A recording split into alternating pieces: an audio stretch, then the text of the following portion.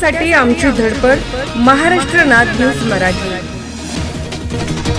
पावसाचा 21 दिवसांचा खंड, पिकांची वाढ खुंटली। दर्यापूर तालुक्यात कोरडा दुष्काळ जाहीर करा। राष्ट्रवादी काँग्रेसचे तालुकाध्यक्ष निलेश पाटील मोपारी यांची प्रशासनाकडे मागणी।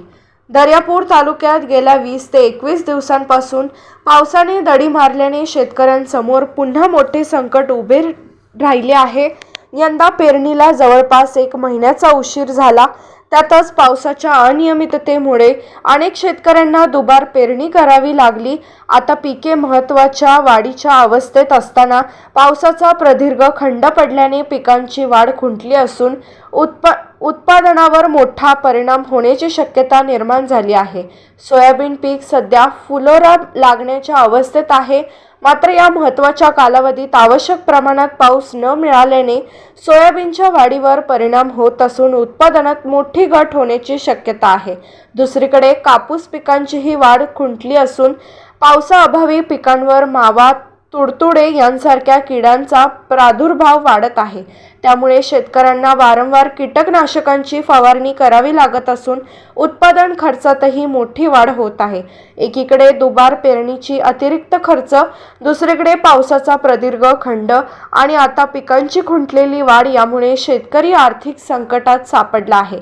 पिकांना आवश्यक त्यावेळी पाणी मिळत नसल्याने यंदाच्या उत्पादनावर गंभीर परिणाम होण्याची परिस्थिती निर्माण झाली आहे।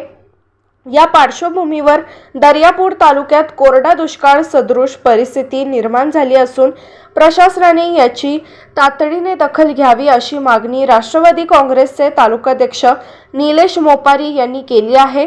प्रशासनाने तालुक्यातील विविध गावांमध्ये प्रत्यक्ष पाहणी करून पिकांची सद्यस्थिती, पावसाचा खंड, दुबार पेरणीमुळे झालेला खर्च आणि पिकांच्या नुकसानीची वस्तुस्थिती यांचा आढावा घ्यावा। त्यानंतर स्थानिक शेतकऱ्यांच्या परिस्थितीचे वास्तव मांडणारा सविस्तर अहवाल तातडीने वरिष्ठ कार्यालयाकडे सादर करावा अशी मागणीही मोपारी यांनी केली।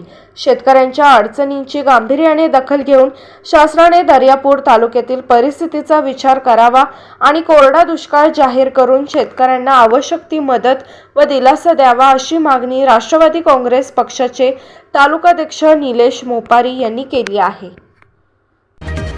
सत्यासाठी आमची धडपड महाराष्ट्र नाद न्यूज मराठीला सबस्क्राइब करा आणि बेल आयकॉनला क्लिक करा आणि रहा अपडेट।